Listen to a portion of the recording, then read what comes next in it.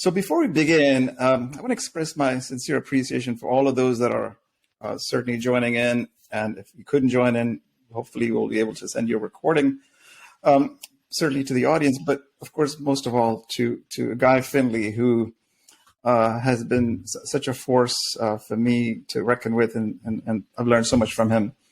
So for those of you who may not have read about Guy or read up on him, Guy Finley is the best-selling author of more than 45 books and audio albums on self-realization, including The Secret of Letting Go and The Essential Laws of Fearless Living. He's the founder and director of Life of Learning Foundation, a nonprofit center for spiritual discovery located in Southern Oregon. This conversation is live on LinkedIn and some other social media platforms, which shall remain unnamed at this point, given what we just went through. So in some cases, we'll be able to see your comments. In other cases, perhaps not. And to the extent you'd like to ask a question of Guy, which I will pick up at the end of this conversation as we finish our core conversation. So do put 3 question marks in front so I can identify the questions you want to ask Guy during this chat. That would be helpful so that I'm not able to otherwise see all the chat that's going on, which please feel free to chat and enter anything you like, commentary, etc. But certainly do use 3 question marks so that we can pick up your questions quickly. Guy, thank you again for your time and honoring us with your presence, as well as your wisdom, which I know all about. So without further ado, as I, for one, have been a major beneficiary of it throughout these past few years that I've been following you. So the topic today is, has your business or career become your life? Or is the life your real business? I chose this topic. I was inspired by a conversation that you were having a couple of weeks ago, Guy. And one of the people came up to say, well, this is how the person's life is. And it triggered in my head that a lot of people who are joining here are perhaps in the mode of identifying themselves with just their careers and business, and other things kind of go off track. Because many of us in the business world often look at our work as a primary yardstick of our lives, our mission, our definition of success, and ultimately our identity. And then decades go by and we find ourselves unfulfilled. And we call that our inevitable midlife, as if it's supposed to have a midlife crisis in your life. So this has been the case for generations, though. We know that. What do you think has caused this, and what needs to fundamentally change? So your initial sort of setting the stage for us would be good so that we dive into more questions. So, we all don't know why things happen, but certainly if anyone has an insight, I know it's you. Well, first, I think we should clarify this idea. I know that we're talking primarily to individuals that are interested in what you do, and you help guide people, I assume, through achievement and business and things related to that. But it doesn't matter whether we're talking about this business of ours as a career, or whether I am someone who believed that becoming a housewife would do the trick, volunteering for some organization. The real bottom line is, independent of all of the categories that we can mention, is that we have become human beings who have a completely mistaken identity. And because of that mistaken identity that aligns us with whatever the path our life has taken, we feel like that path is somehow connected to who and what we are and what we still need to do and become in order to be whole and happy. And as you said, correctly so, there's not a person on this planet, I assume, that doesn't reach that point where they look and and they see the mirror, they look at their accounts, whatever it is that they look at, and what's reflected back to them is still lacking, incomplete.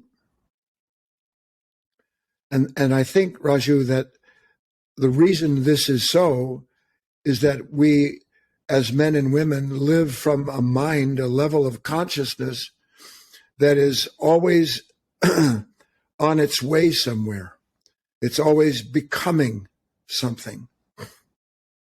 So our days literally start when our eyes open in the morning and there's already a taskmaster telling us, you've got to go do this, you've got to get this done in the simplest ways. You know, we had a lot of problems getting started online today. And I could watch you. I know you were doing your best to keep composure, but I could basically see and hear all these little people in you, snapping their whip. Come on, Raju, let's go, let's go, let's go. And then we take all of that sensation, all of those thoughts and feelings as being somehow proof that who and what I am depends upon pulling this off again. Correct. So our life is connected, whether, again, a business, housewife, plumber, accountant, volunteer. My life is never where I am. It's always where I'm going. And to me, what I am depends on where I'm going and how well it's unfolding. And if it's not going well and unfolding, and this is important, the way I've imagined it should unfold, then in those moments, I start to feel stress and anxious. I start to feel incomplete. And the key here to the first part of this conversation is that I am looking at what I imagine needs to happen so that this imagined nature, who's busy trying to figure out how to get everything to line up with what he wants so he can feel real, that when I live from an imagined life, I'm going to continually run into one crisis or another. I call a crisis, Raju, a close encounter of the truthful kind. A crisis is a close encounter of the truthful kind. And we run into them all the time. Because what is the nature of that crisis other than a sudden shock when certain things happen, people speak to me in a certain way, I hear ideas that suddenly upset me, when who and what I have imagined myself to be and what I imagine needs to happen so that I can be me runs into a wall. And the real business of life is not about running into walls. It's about realizing that something in us keeps building walls without our knowing it. Imagine for a moment, Raju. Here I am, and I decide, but I'm a fairly busy person. I run a foundation. We have pretty busy. So here I am, and if I open my eyes in the morning, and my mind goes, you got to prepare for that, this, that, and then there's the other, and then there's these emails, and you've got people waiting for these things from you. I wake up in the morning like that. If I'm pained and stressed by that, you tell me, what does that moment that I am in have to do with that kind of pain or anxiety? And the only answer there can be is that I believe that who and what I am absolutely depends upon succeeding according to what I've imagined success is. Now look at the contradiction.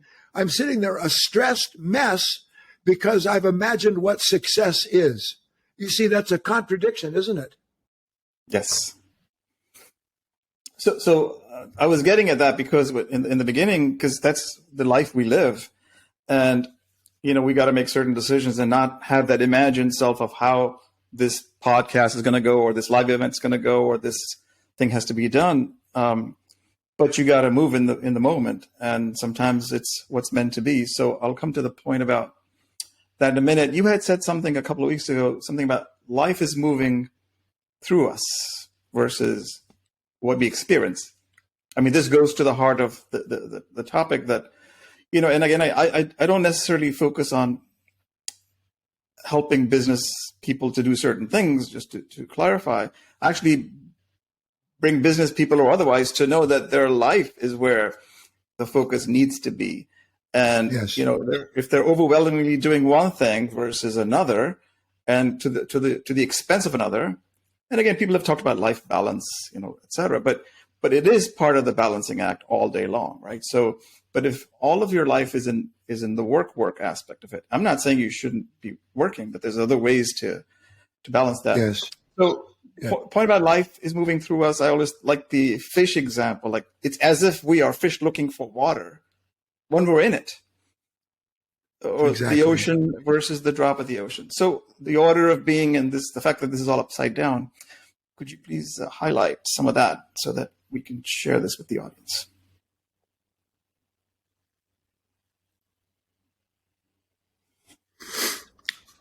Our primary sense of self is derived by the belief that who and what I am depends upon getting the events outside of me to align with and confirm me as I've imagined myself to be.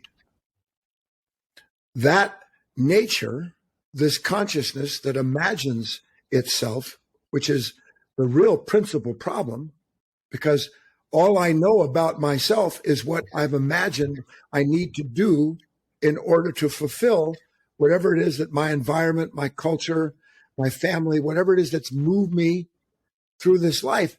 It's always looking for something to come back and give it a confirmation of itself. But the fundamental issue here, Raju,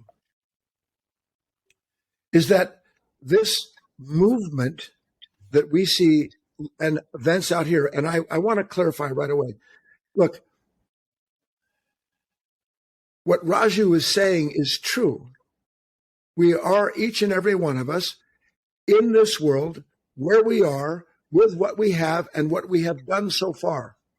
So if I'm 30, 40, 50 years old, I have a family, I have a business, I have a career, I cannot just, well, I won't say I cannot, but it's unlikely that I'm just going to suddenly have the light go off like St. Paul and boom, I'm done. I must use what I have in order to discover my own possibilities instead of allowing my imagined possibilities use me as some kind of foil so that I'm always being beat over the head by not living up to what I've imagined my life is meant to be. I'm trying to reach a difficult point here, Raju.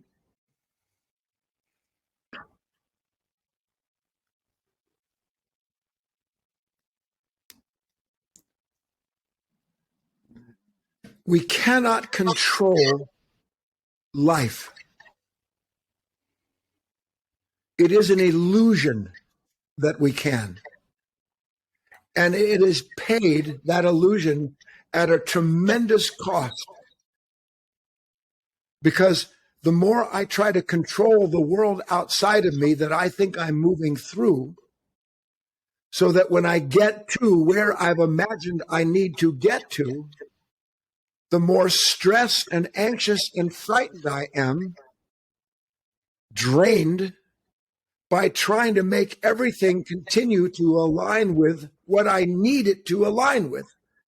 And the reason I need it to do that is because my identity is completely wrapped up in this idea of somehow I must make life fit what I think it needs to be so I can be free. Now, I'm pointing to an essential contradiction here, Raju. The very life that I imagine I need in order to be free is my captivity. Because the moment that life isn't the way I've imagined it being, am I free or am I suddenly in a struggle to try to make you, them, this or that match what it is that I need it to be so I can get back to what I call my life? Now, on the other side of that is the fact that I am all the time being given a life. Not a life that I've imagined, but a life that is literally inseparable from my awareness of it. Something is always pouring into us, Raju. Simple example. You tell the listeners what was pouring into you when we were having problems getting started. And if I don't know that maybe fear or anxiety or nervousness is pouring into me, then I become the instrument of those reactions. And if I become an instrument of my own reactions, then who is it that's living my life? Am I here to serve my nervousness, my ambition, my fear? Is that what my life is? Or is my life intended to be predicated on an entirely different platform that allows me to use everything that comes into me to bring about an awareness of all of the possibilities in the moment? Because let's say I'm a businessman. I run a foundation and we're having a broadcast and the thing just gives out midstream, or we have some problem with something that we're working on and it's going to cost 3 times what that we thought that platform was going to cost. It's endless, as you know. Yes. When I live from something that believes who I am depends upon this going exactly the way I want it, then in that moment, what is my life? What's the nature of it? What are my choices, Raju, when I'm afraid or anxious? Am I the one choosing to rush? Am I the one choosing to be anxious and try to, figure this angle so I can get everything back? Is that really who I am? Because to go back to what you said, isn't that the very nature of our dissatisfaction in life? That here I've done all of this to get to this place in my life, and just like that, I can be reduced to a man or a woman who is afraid and anxious, and by the way, returned right back to the very consciousness that started me on that path, telling me that if I could just get all that worked out, then I would be finally free of this anxiety or this fear or this sense of inadequacy. That's the crisis. It happens over and over again. Only we ignore it. We believe that it's possible somehow or other that this time I'll deal with this in such a way that I won't be delivered into the hands of this reactive nature. Except the problem with that is it never happens. So what we do and what I'm talking to you about, as you well know, is how can I use those moments? Because those are the real moments of life that show me something about my life. And if I'm honest, prove that everything that I've been doing to try to make myself into a man who is innocent, kind, quiet, patient, none of that has produced anything. Do I have lots of possessions? Maybe. But I can see, as Thoreau would say, I'm as possessed by my possessions as I possess them.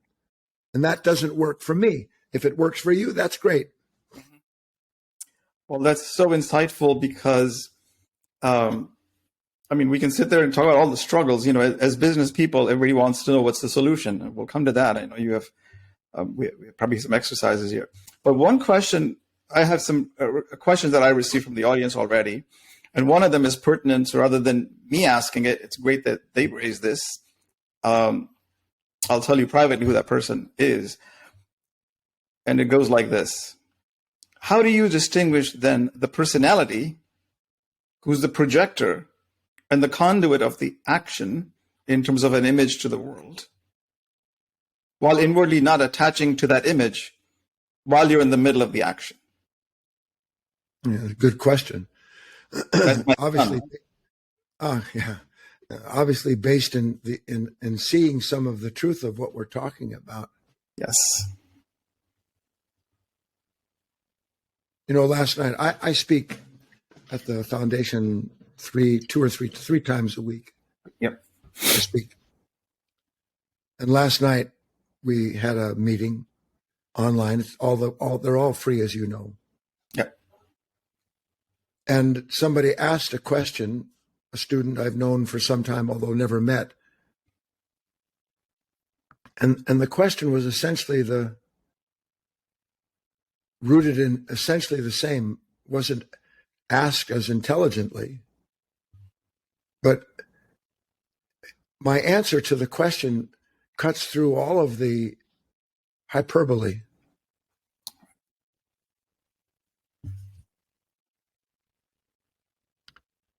What do I have if I'm afraid, Raju? Mm-hmm. Who am I who am I? What's the quality of my life if I believe that how you view me or how the world measures me as a human being, what's the quality of my life? So we have all of these ways that we can kind of bat around this essential conflict, because the conflict isn't between me and the world that gives me or denies me what I want. This is our view. So all of our thinking is, how do I shape what I call myself into something that can be at once what I hope that I can be, a spiritual man, a spiritual woman, yes, and at the same time out there in the world doing what I want to get what I need to be the man I've imagined myself to be. They don't go together.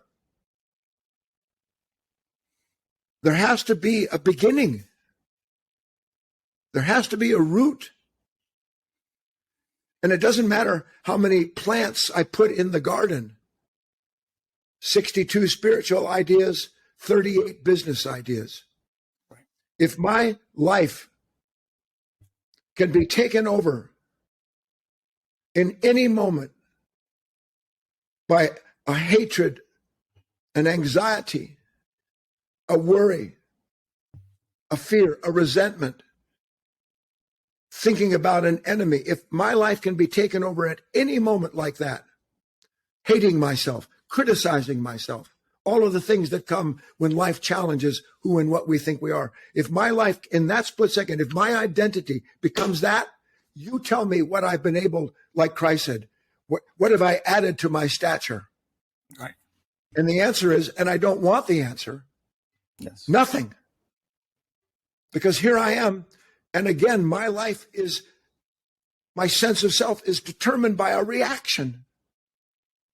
Now, to the question your son asked, connected to that, well, what do I do with these reactions? Because I can't stop them, nor are we intended to stop them.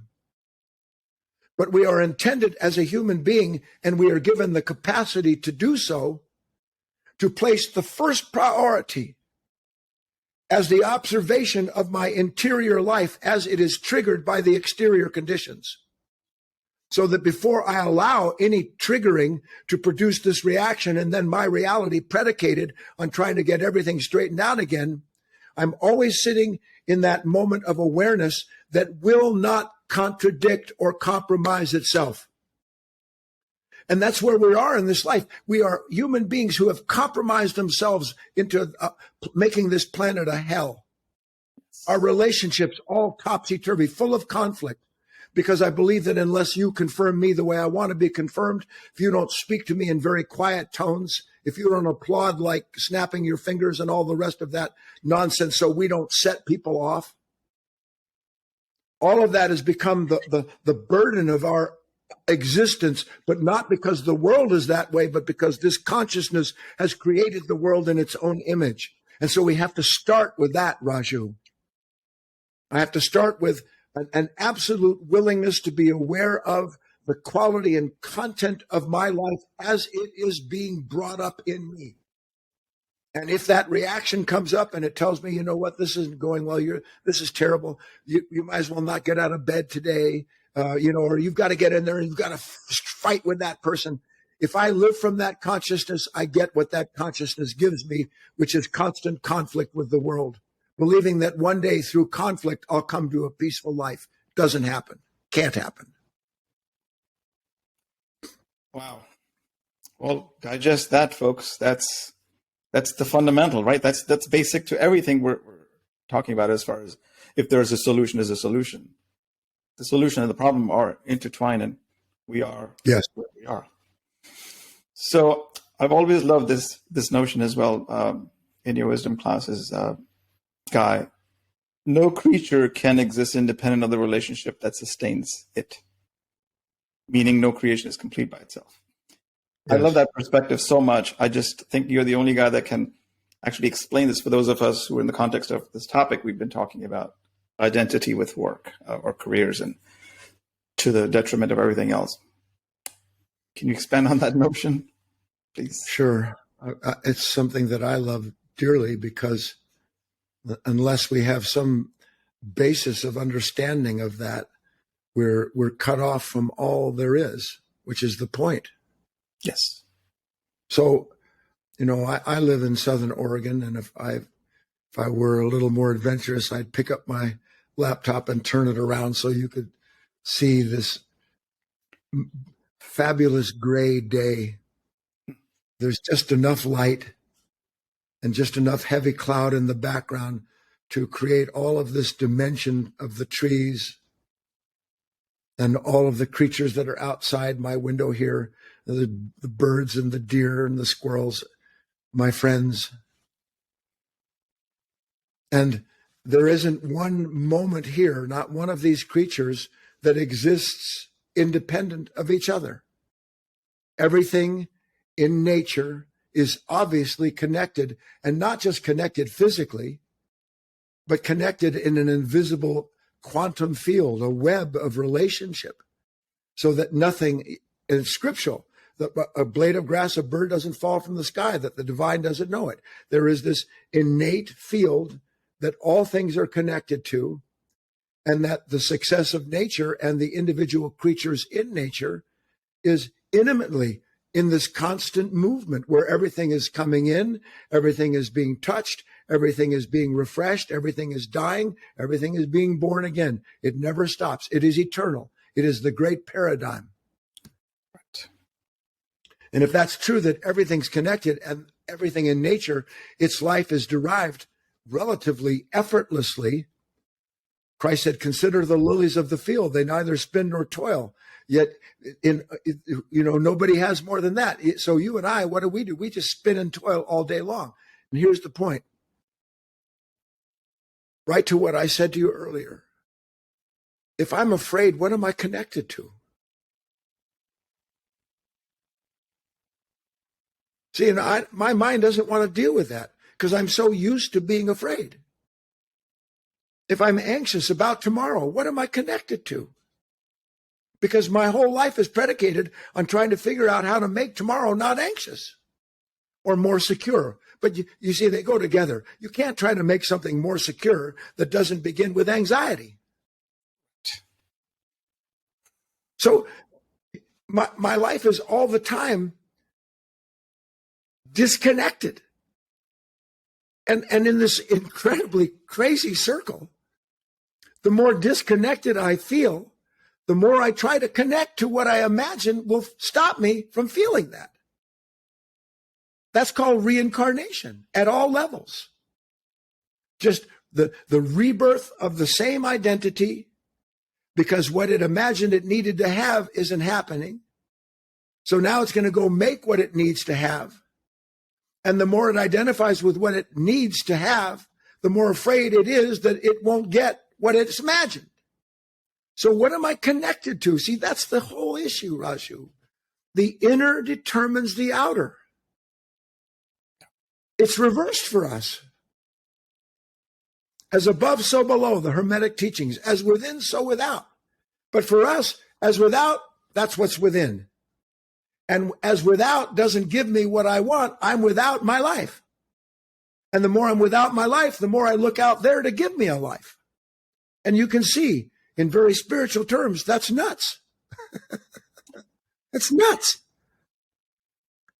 Now, is it fair to say that all that is rooted in the past of what we've been taught and trained to be? Because we don't know. We just come into this world that already exists with all these systems, notions of whatever, depending on when you were born.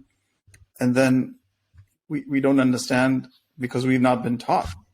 Sorry, I just I don't want this to be too esoteric, Raju, but I mean, please show me the past. Yeah. Show me the future. You can't show me the past. You can pull a picture out of Raju when he was a young buck.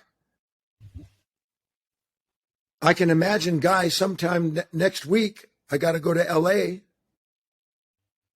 But is that the future? Is that the past? Or is the past and the future merely something that this consciousness carries with it and projects from it? Why does my life repeat itself, Raju? If I was afraid yesterday and I didn't learn from it, by God, I'm going to be afraid today. Yep. And if I don't learn from the fear today, by God, I'm going to be afraid tomorrow. So is the fear yesterday or the fear tomorrow, or is the fear the hub, a consciousness that wherever it goes creates life in its own image? So that's what we call the past, is the re-experiencing of ourselves, or going into memory and then experiencing the content of our own consciousness. And by the way, the content of our own consciousness that was made in our image while whatever was happening was happening. So I don't know about you. My wife tells me all the time, we have two completely different memories of our life. How can that happen? How can there be two completely different memories? And by the way, because there's two completely different memories, two completely different futures that we hope for. That's crazy. Yep.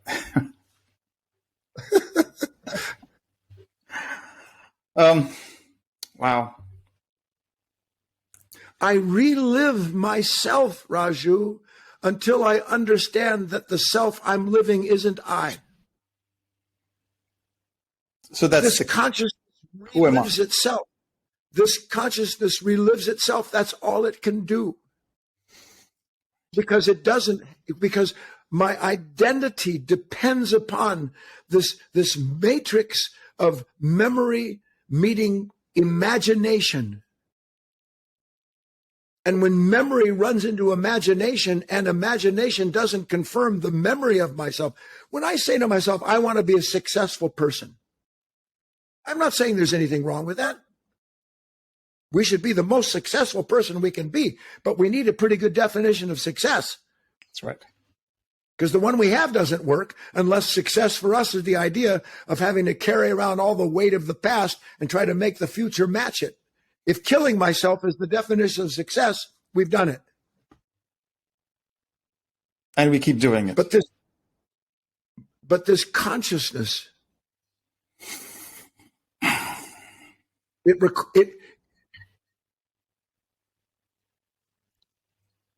I am presently, without knowing it, who I identify with as it's given to me to identify with.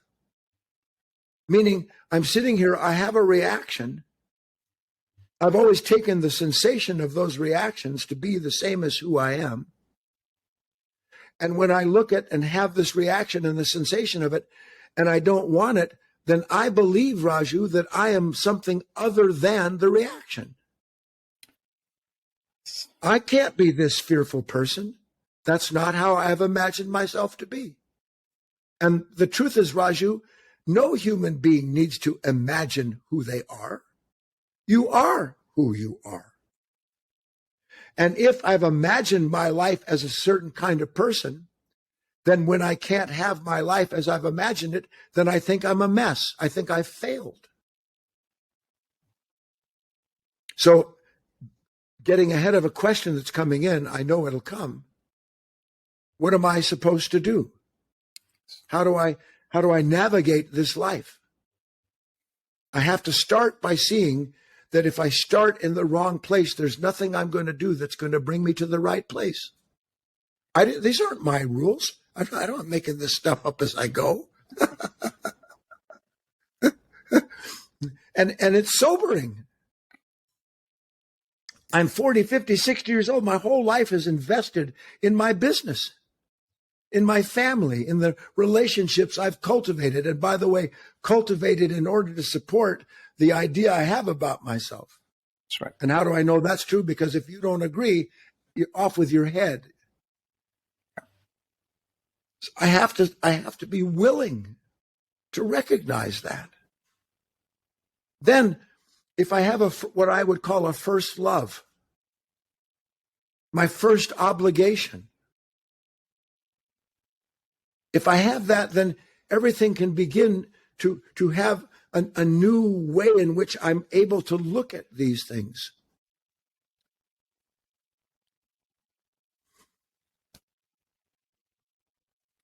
I'm sorry if this is dissatisfying. I want more than I'm able to say to convey that it's possible for a man or a woman, even while they're sitting and watching us and listening to us, to be aware of not just what we're saying, and to be aware of not just what we're talking about brings up in them, but to be aware of both at the same time. So that then my life is the experience of what's moving through me, the experience of the awareness of that movement, and in the awareness of that movement, the intelligence not to compromise myself by going along with some fearful, anxious, or worried thought, some confusion that comes in. Believing in the sensation of confusion as somehow another what I need to feel in order to stop being confused is like using a fan to straighten out a stack of papers. It doesn't work. The more I'm aware of that, the more I'm rooted in the present moment. The more I'm rooted in the present moment, the more unlikely it is that I'll punish myself by identifying with something that has always called itself me, but that's not.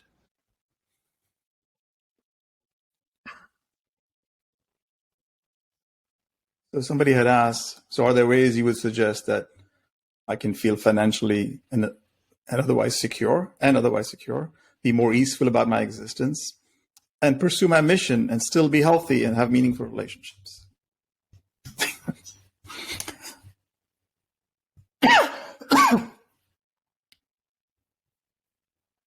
You know, we just don't want to see it. I mean, all of us. Yep. You will never feel financially secure. I don't care if you have $100 gazillion. You will never feel financially secure. And you know why? Because there'll be days when you get a check. There'll be days when the account balances. There'll be days when money comes flowing in and you think, God, I've done it. This is fantastic.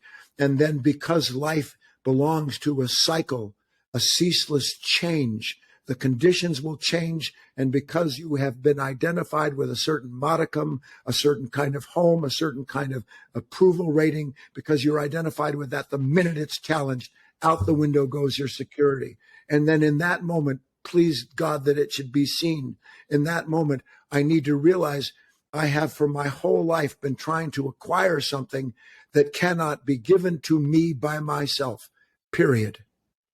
And I have no examples by and large in this world, because everything I look at sings the praises of the billionaires, sings the praises of the political and religious leaders, as somehow they're a caste apart from ourselves.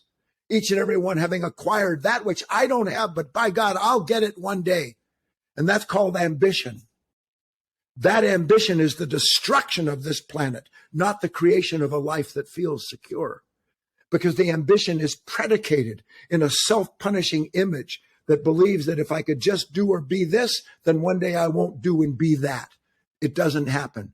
This and that go together, as you know, Raju. They're not separate. You can't serve two masters. You will love one and despise the other. That's the meaning of that teaching. A consciousness divided cannot stand not just the conditions that challenge it, it can't stand itself. So it's always trying to change itself. That's what we call ambition, to create a world outside of me, a kingdom made in my own image. And if it's not clear, every kingdom we make in our own image will be our prison, period. Well, yeah, everything I'm hearing, rings true to me, and I hope it is for people still watching, if they're listening and watching, and identifying and seeing what their experience has been in life, and is this resonating? Because that is really the essence of what life is. And Raju, it doesn't mean that I don't go to work. It doesn't mean if I want to build a business, I'm drawn. If I'm drawn to that, I have to go do it. Right. But I have to go do it as an intelligent man, an intelligent woman who realizes the process of building a kingdom isn't so that I can sit on a throne. The process of building a kingdom is so that I can learn about the builder. Not that I identify with my buildings, but so that I can become a human being who uses this desire, who uses this longing, who uses this ambition. I can't get rid of ambition. I'm cultivating. It's like we grow up in a garden of an unconscious world that grows all the things, and you're not going to escape that garden. But by God, I can learn about it so clearly that, like the ugly duckling, one day I look around and I realize, you know what? I got fooled. I was deceived, and then I can begin the process of turning back around and using all of these things in a much greater way, so that I'm given more and more insight and understanding. Now I'm using my career instead of my career using me. We've come full circle. Yep. So on that point, and I want to go into thoughts, because the thought, as a man thinketh type of thought, is all about our identification of the imagined identity that we've covered already. So I'm going to move to this next question, which is, some of the mainstream leaders today have started to give more focus to well-being for themselves, their employees, etc., largely recently driven by the pandemic, which is encouraging employees to have a better balance of life and work. There have been CEOs like Mickey Stringer who've written books about surrender and letting go. Of course, that's been your life for 45 years. Besides having these conversations that we're doing once in a while, what is a way that we can make these practices of surrender or letting go mainstream? I mean, because if leaders are influencers, they have an impact on lives of several employees and team members and their families indirectly. So where can this Raju, change? If I'll ask you to be the advocate here, if saying, "Oh God, look at this, I surrender," was the answer, then I'd have surrendered and I wouldn't be troubled anymore. So surrender for the mainstream is a Band-Aid. Mm-hmm. The drink. Our gods, our icons. It's a drink. It's a fix. Life's just gone to hell. Oh, I surrender. I surrender. No. What's happened is that some part of me now derives a sensation of someone who has surrendered in order to get me through that moment, so that I can go right back into the same life and have to do it again. And then I become a cynic. Surrender has nothing to do with a new identity. I'm going to say it again. Surrender has nothing to do with a new identity. Real surrender is the recognition that the problem begins with a false identity. That's what real surrender is. Because then I realize I have to give something up of myself, not get something because I'm surrendering. Do you understand? Yes. Surrendering isn't about receiving. Surrendering is about ending. Surrendering is about the beginning of a new start that doesn't begin where the old one left off. That's surrender. That's real spiritual health. Because in that moment, the condition used as the mirror that it is shows me the consciousness that set me up. I didn't know that. I had no idea that I was being set up. So how many times do I have to run into a setup before I realize I don't want that setup anymore? And the only way that ends is when the consciousness that's busy setting the stage is recognized as something that working against my best interest instead of for them. So all that you speak about in terms of surrender or even letting go, are they similar, those concepts? Or concepts, I mean, the actual practice of saying, I'm surrendering this identity or letting go of who I thought I was. Okay, so we may have talked about this before, but for the sake of the listeners, yes. Let's say that I've been heating a bowl of nuts on my fireplace here. And I walk over and I'm busy thinking about the interview that I have to do. And I pick up, because I put the bowl of nuts there. I was only supposed to sit there for 2 minutes and I left it there for 8. And I walk over and I pick up this bowl of nuts. And what happens when I pick up a bowl of nuts that's been sitting on a fireplace for 8 minutes? The thing is hotter than blazes, right? Yes. And do I pick it up and think to myself, I need to surrender this bowl of nuts? or is the instantaneous feedback of what is moving through me, which is my own body saying, drop that thing as quick as you can because you're harming yourself. Mhm. That's exactly the parallel for what happens when we start to wake up. We realize that if I'm holding on to fear, I'm burning myself. But we don't see we're holding on to fear because fear is telling us there's valuable nuts in this bowl. I don't know if you follow the metaphor, but I thought it was funny. Fear always says, here's the solution to fear. Surrender is the solution to fear. No, surrender isn't the solution to fear. Experiencing fear is something contradictory to my own well-being, and then realizing I can't have that anymore. That's surrender, because then I have to give up Guy, who's attached to this bowl of nuts and all of the various cashews that he loves inside of the nuts, meaning all of the possessions, all of these ideas. Sorry for the metaphor. It's the best I could do on the spot. This is amazing. I mean, this is it. So if we're in a dire situation where there is a person I know virtually bankrupt, and the fear and the anxiety that it causes, for example, is insane. So it's really, what you're saying is surrender to that fear, right? And just experience rather the fear. I'm saying see that fear cannot help you. It hurts you. And if you're just willing to go that far, you will have an astonishing required spiritual shock. And the spiritual required shock is, I don't know how to get through this moment without listening to fear tell me what to do. Then I see it. Oh my God, in the proper sense of the word. I don't know who I am without fear as a guide. But I never thought fear was my God, because my God was always telling me that somewhere downstream I wouldn't be afraid anymore. That's exactly what the various lower consciousness nature does all the time. But I have to see it, Raju. These Yes. are the moments, the true crises in our lives that are, in quotes, the real opportunities. The opportunity to do what? See that I can no longer contribute to this life that Guy believes is going to bring this contentment. And to the extent that I can see it, I won't have to think to myself, should I give this up? Do I have to think to myself, drop the bowl of nuts? Do I? Nope. Or do I drop it instantaneously?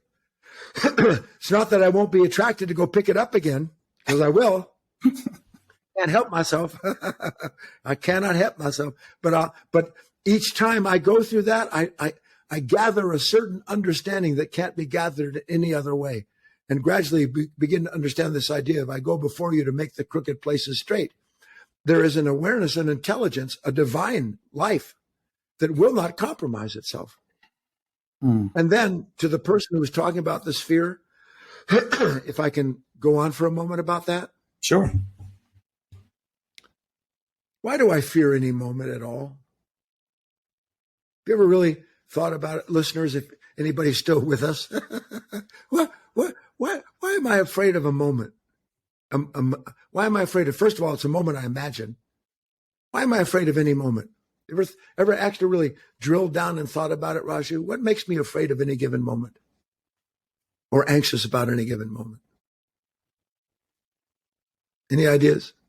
Oh, well, in that particular case, it was about, being on the streets or not having, a bowl to, what in and Right. how am I gonna survive? Because I'm so wedded to my lifestyle. Yeah. So who is this I? I'm afraid because I'm afraid of myself. I'm not afraid of the moment. I'm afraid of what the moment is going to bring up in me that I don't know about myself, and that very nature is telling me is inadequate. What if it's impossible for a man or a woman who at least is working to awaken to realize there's no such thing as being an inadequate human being? For us, adequacy is directly connected to competency, to the content of our life, possessions. That's what adequate is. It is a ceaseless comparison on the part of a consciousness divided up into what it believes it should be and what it fears it's not. What if we cut through all that dross, Raju, and recognize, you know what? Either God has made me a human being capable of receiving all that I need in the moment to go through the process of fulfilling the real purpose of my life, or there is no divine. And if there's no divine, what's the purpose of living? To be in a constant king of the hill competition with a world that's killing itself for the sake of that? No. Every human being is given perfect adequacy, which is perfect response, which is born of perfect revelation. And if we're in the place where we receive perfectly the realization of who and what we are in that moment, in that same moment, we transcend ourselves. We transcend the very consciousness that in its sleep created the conditions. So therefore, a feast is prepared in the presence of my enemy. I become someone who's able to use the moment instead of used by it. And that's an endless process, a perfectly set table to give us everything that we need to be true to ourselves and those we love.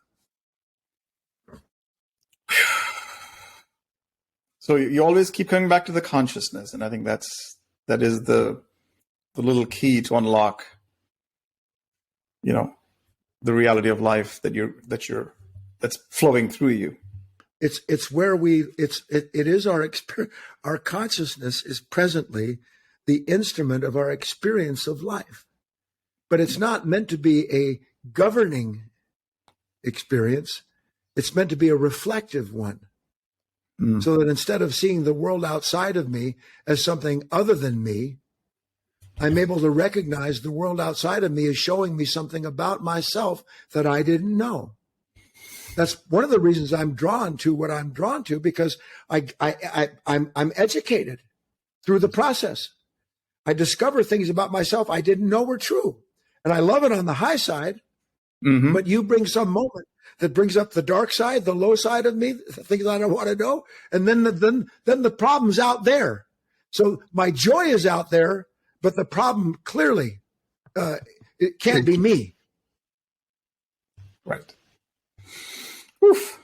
Well, we could go on and on. I was gonna say a little bit about the bold conscious leadership, which is the movement that we began, me and my business partner, 2020. Yes, and it's called How to Feel Free in a Restricted World. But business leaders have a wide sphere of influence, as I said, and impact. And if we can appeal to them, they can begin to raise their own level of consciousness or become more aware, which can then help kindle the people and the spirit around them, which includes, at the organizational level or whatever. So really think that's... Wouldn't that be divine? It would be amazing. Just so that people out there don't think to themselves, this just seems overwhelming. You catch for the first time a fear that you never saw before, defining and confining you. And even if you're only able to be that much conscious of it and not give yourself to that fear that much, in that moment, you have changed the whole of that consciousness, not just in yourself, but in the world itself. It seems like it's so insignificant. I call it raindrops into rivers, a way in which these tiny, minute willingness on our part to discover what is true about ourselves and be transformed according to that light that reveals what we did not know was true. So is everyone around me affected. And that can become literally a series of radiations producing a real change in this world. And by the way, the only way this world is really going to change is when you and I and those who are interested go to work directly understanding this consciousness so that we're no longer contributing to the madness.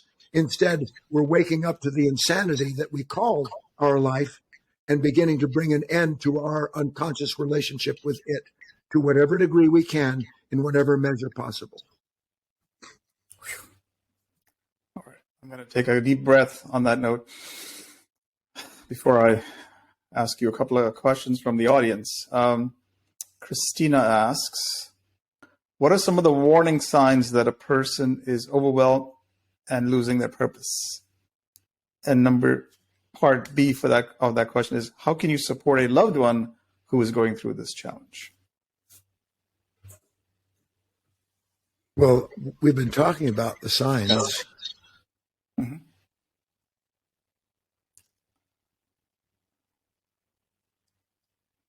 Am I working out a conversation that I'm going to have with somebody tomorrow? Well, I mean, I think that's natural and practical.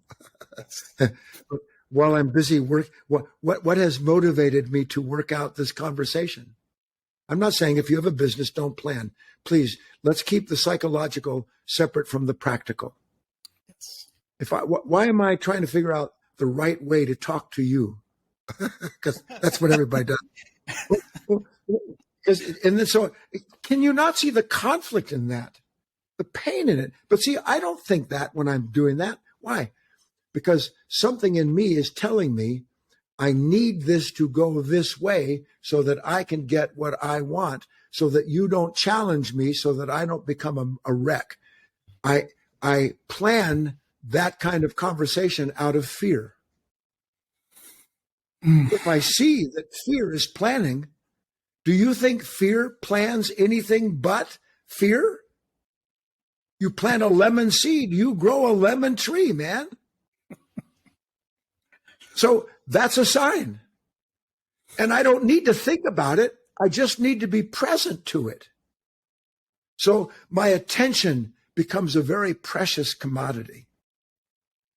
Right now, my attention belongs to everything that comes along and says, you need to attend to this. You need to attend to that. You need to attend to this conversation that's coming tomorrow. And so it's like having a thief on your front door knocking. You open it and you say, I just saw a guy run down the street with some of your possessions. You better go chase him.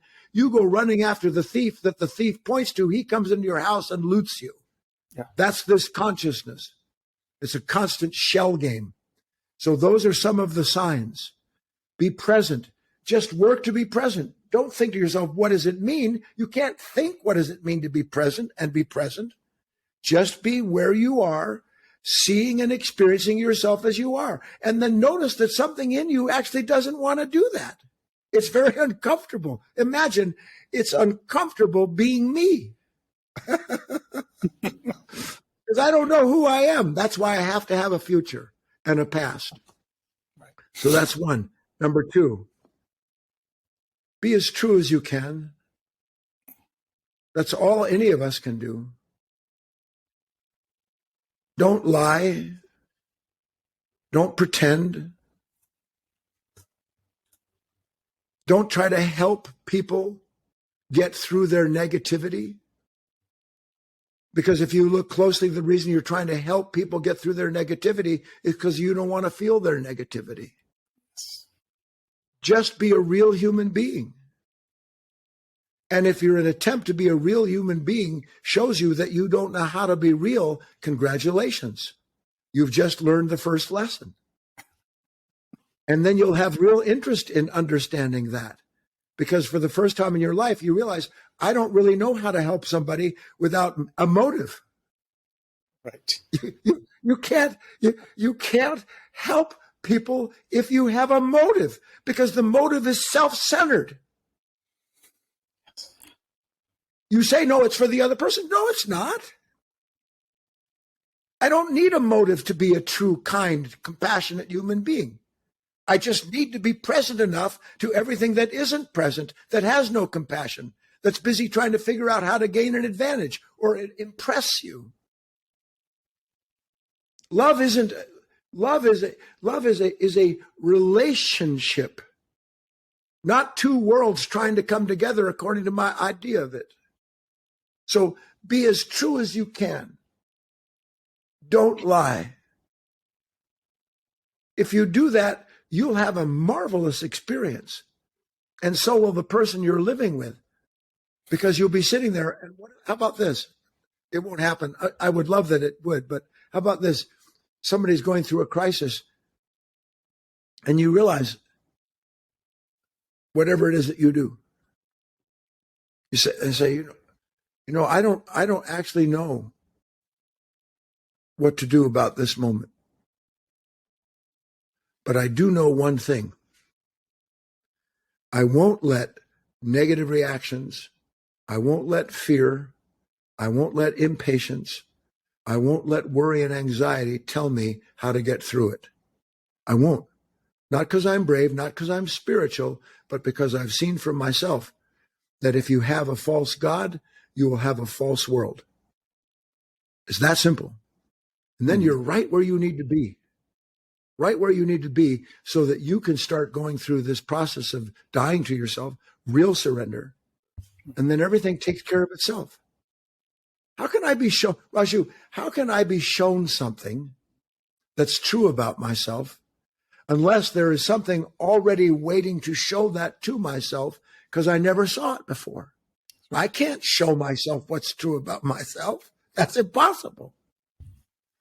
Something needs to show me what is true about myself. And I need to be in my life where what is lighting it up reveals what is in the dark. That's, again, the passage. The light dwelleth in the darkness, and the darkness comprehends it not. I need that. Do that, and the thing that brought you to that moment will take you through that moment. Then you'll begin to build a real body of faith. That it won't be you trying to figure out how to save yourself, but realizing that in the truest sense of the word, we are always being at least offered the opportunity to be saved from a consciousness that is destroying itself and taking us with it. Well, certainly very insightful, Guy. I mean, there's nothing more for me to add to that except like I feel everything you just said. Do you have time for a couple more quick questions? Yeah, I will say one more thing to that person, and this is for everybody. Yes. Because we always want, well, how do I do this? How do I do this? How do I do that? Yeah. If you want, write the word down, patience. Patience, patience. The original meaning of the word patience is deeply spiritual, because in the original language, the original meaning of patience is to suffer yourself. That's the original meaning of patience. Suffer yourself. No one today knows how to suffer themselves, let alone are willing to. I believe I suffer my partner. I believe I suffer a world that doesn't care about people. No, you suffer without knowing the reason you suffer. Patience will allow you to, instead of finding people to blame, places to go, things to do, to get rid of the pain, patience will show you, I need to be present to this suffering, not try to escape it. Rumi said, the antidote is in the venom. The antidote is in the venom. The solution to the suffering isn't outside of you. It is in understanding the consciousness that creates the conflict responsible for that suffering. The solution is in the situation, not outside of it. Understand that. Practice patience. You will be given revelation. Revelation will give you realization. Realization is transformation. There, you've said it. So, Guy, Robert's asking. So, Guy, you're saying that use of the brain and the right mind. What is its use if thinking is my enemy? I didn't say thinking is your enemy. Yeah. Identification sets you against yourself because you are living from a consciousness that's divided against itself and doesn't know itself without identifying with something. So that this separation, this painful state of our being, if everything is connected and everything is completing itself and nothing needs take thought for the sake of that circulation and the gradual confirmation of all that is good, if I'm outside of that circulation, what circulation am I in? I'm in a world of thought. I'm in a world of dreams. And that's what's circulating through me. And the more I'm cut off from that world, the more I suffer dying from it, from being cut off. So the solution isn't how do I connect myself to new thoughts? The connection is to see, if you will, I need to be connected to the real moment, to this business of life. So that in that business, I have a first and a foremost. Again, in the Quran, put your faith in Allah, but tie up your camel. Nobody's saying stop thinking. All we're saying is, can we examine the nature that thinks? If I can do that, then I'll start having some awareness of my own activity and some say in whether or not I agree to be carried along by those thoughts, by those negative states. That's all I'm saying. Yes. All right, one last question. Chris is asking, are there simple steps a person can take to connect back to themselves? I think you kind of answered that in different ways, but are there simple steps? Well, I'll give you one. We've been working at this at the foundation now online. Again, I invite people to join me online. It's free. Find me, or Raju will tell you how to do it. Yeah, it'll be all in the notes. You know, in the Far East, which I spent some time there, you know, there are siddhas. There are these men and women who have acquired a certain level of spiritual attainment. And in quotes, when you get that attainment, you get siddhis, you get these powers. You can manifest vibhuti and heal and all these things that we're so fascinated with. Yeah. So I'm going to give everybody here a siddhi, a power. You ready, Raju? Only this siddhi is the siddhi you gave. This power, which is the practice, is not spelled SIDDHI. It is spelled, it's an acronym, SDE, SDE. Stop, drop, and explore. Stop, drop, and explore.